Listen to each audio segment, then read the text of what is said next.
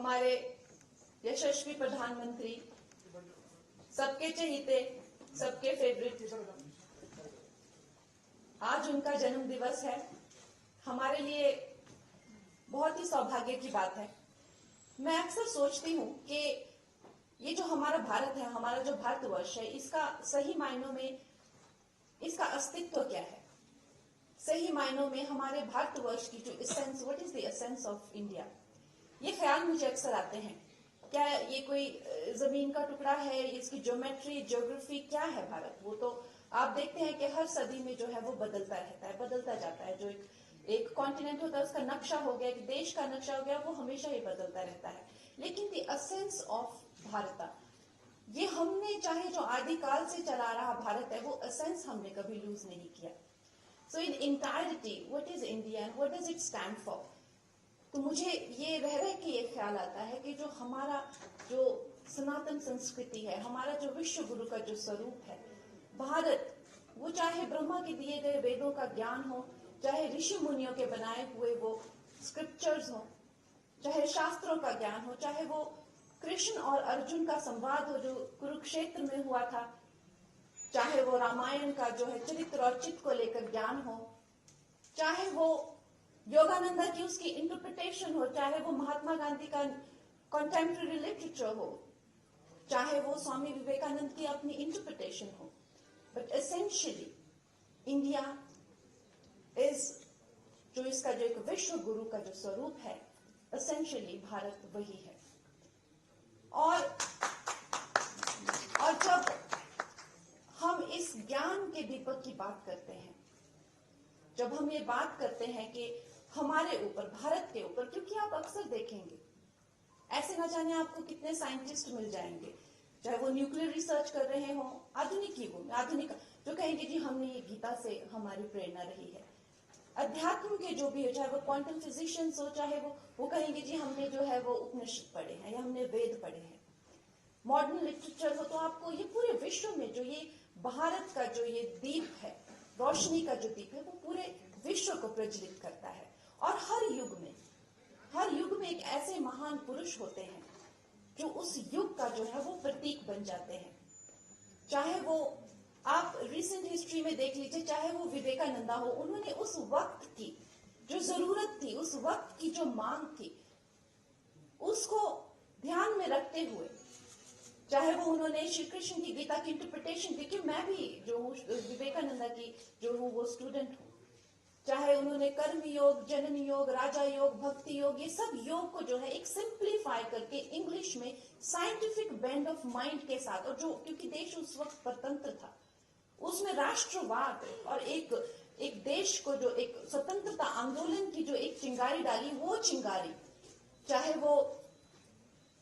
नेता बोस हो, चाहे वो प्रधानमंत्री नरेंद्र मोदी हो, वो न जाने कितने हृदयों में आज भी धधक रही है। तो इतना महत्वपूर्ण होता है जब भी कोई युग पुरुष आते हैं, तो वो सिर्फ उनका दायित्व नहीं होता है कि वो इस समाज का उद्धार करे, वो समाज का भी दायित्व होता है कि वो उस युग पुरुष से अपना उद्धार करवाएं। और इस दायित्व के साथ हमारे प्रधानमंत्री जो हैं, उनकी जो विचारधारा है, इंसान एसेंशियली जो इंसान कोई हार्ड मास का सिर्फ पुतला नहीं होता है, एक इंसान की जो विचारधारा होती है, उसका जो व्यक्तित्व होता है, जो उनकी सोच होती है, वो इस इंसान को जो है वो डिफाइन करती है। तो ये मुझे जो सौभाग्य प्राप्त हुआ है कि जो उनके जो लाल किला पर जो हर साल, और मेरा ये मानना है कि पिछले 10 सालों से हर साल हम लोग एक दशक की जो है जिस तेजी से, जिस तीव्र, जगदीश जी ने भी बताया, जिस तीव्रता से जो है हम ये सफलतापूर्ण जर्नी करते जा रहे हैं, अवश्य ही ये लाल किला पर जो हर साल जो हमें एक, आप कह सकते हैं, ब्लूप्रिंट मिलता है या रोड मैप मिलता है कि हमें किस दिशा में और किस तरह से जाना है, उसका जो पूरा कंपाइलेशन है, इसका करने का मुझे जो सौभाग्य है, उसके लिए मैं अपने आप को काफी भाग्यशाली मानती हूँ।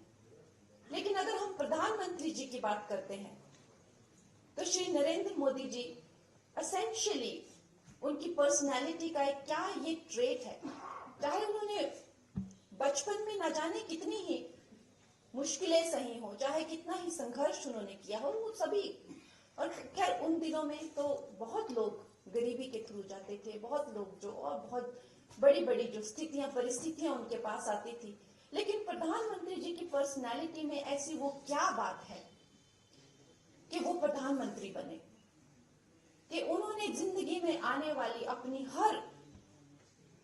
जो भी उनको जो सिचुएशन आई उसको उन्होंने एक यंत्र या तंत्र की तरह इस्तेमाल करके अपनी जो है मजबूती और अपने आप को और ज्यादा सक्षम किया। और सबसे बड़ी बात कि हम जब ये सोचते हैं, आज हम उनकी जब बचपन की बातें और उनकी स्थितियों के बारे में सोचते हैं कि एक बहुत ही गरीब बालक जिसके छोटे छोटे सपने, जैसे फौज में जाना, भर्ती होना, सैनिक स्कूल जाना या स्कूल जाना, इस तरह के छोटे छोटे सपने भी मानो ऐसा लगता था जैसे ये कितनी बड़ी बात सोच रहा है ये सड़क पर चाय बेचने वाला। तो ऐसे जो हमें लगता है सामान्य तौर पे ऐसे दुर्भाग्य अगर किसी को हो, लेकिन वो उनमें ऐसी क्या विशेष बात थी कि भाग्य स्वयं जो है इस भारत के भाग्य विधाता को घड़ रहा था, वो उनमें ऐसी क्या इस तरह का उनके व्यक्तित्व की क्या उनमें जो बात थी। मेरा ये मानना है कि उनके व्यक्तित्व का सबसे विशेष बात है उनकी आशावादी सोच, उनकी जो पॉजिटिव थिंकिंग है। और जब उन्होंने इस देश की बागडोर अपने हाथों में संभाली 2014 में, तो आप लोग ये चीज नोटिस कीजिएगा कि वो खुद ये समझते थे कि इस देश की सबसे नेगेटिव पॉइंट इस वक्त पे जो है वो इसकी निराशाजनक जो इसकी सोच है। तो वो जहां भी गए, चाहे वो महिलाओं से, चाहे वो किसानों से, चाहे वो सैनिकों से, वैज्ञानिकों से, युवा, जहां भी वो गए, उन्होंने सिर्फ और सिर्फ उस निराशावादी सोच पे जो है वो टारगेट किया। और उन्होंने सारे समस्त देश को जो है एक आशावादी जुनून से कि हम कर सकते हैं, हम कर दिखा सकते हैं। और उन्होंने जो उस टाइम पे कैंपेन भी किए, अब ये आत्मविश्वास, आत्मसम्मान, देश की सफाई करो, मेक इन इंडिया, ऐसा लगा कि जैसे मानो जन जन जो है एक आशावादी सोच से भर चुका है। और जो भी, चाहे वो गुलामी का, स्वतंत्रता का न जाने कितने सदियों की गुलामी रही हो, या वो निराशावादी जो ये सरकारें रही हो, उनको भूलकर ऐसा लगा कि भारत एक नई दिशा में चल पड़ा है। और उसका जगदीश जी ने बड़े विस्तार से बताया कि उसका क्या परिणाम हुआ। हम थर्ड बिगेस्ट इकोनॉमी बनने जा रहे हैं, हमें पंख लगते हैं, हम चांद पर लैंड हो जाते हैं। इस तरह की जो अद्भुत जो बातें हैं ये सिर्फ मात्र 10 सालों में हो रही है। आज हमारे नेता ना कि सिर्फ हमारे देश में ही चहेते हैं, जबकि पूरा विश्व में वो सबसे लोकप्रिय नेता है। और अगर देखा जाए तो उन्हें कदम कदम पर जिंदगी ने इस तरह से तराशा है। जब एक बालक जो है अपनी माता को इस तरह की परिस्थितियों में देखता है कि 6 बच्चे हैं, पिता का हाथ भी सर पर नहीं है, दूसरों के घर में कपड़े धोना, बर्तन धोना, अवश्य ही वो बालक जो है जिंदा रहने के लिए, सिर्फ जिंदा रहने के लिए अपने भाव को उसे कठोर करना होगा। क्योंकि वो क्या देखे, वो अपने भाव को वो कैसे जिंदा रखे। लेकिन उससे वो उल्टा करते हैं। महिलाओं के प्रति उन्हें ऐसे विशेष भाव और ऐसी संवेदनशीलता हो जाती है क्योंकि उनका जन्म ही जो वंचित हैं, जो कि बिल्कुल सताए और ठुकराए हुए हैं समाज वर्ग में, उनका उद्धार करने के लिए उनका जन्म हुआ है। और शर्मा जी ने कुछ गलत नहीं कहा कि ऐसे लोग जन्म नहीं लेते, ऐसे लोग अवतरित होते हैं।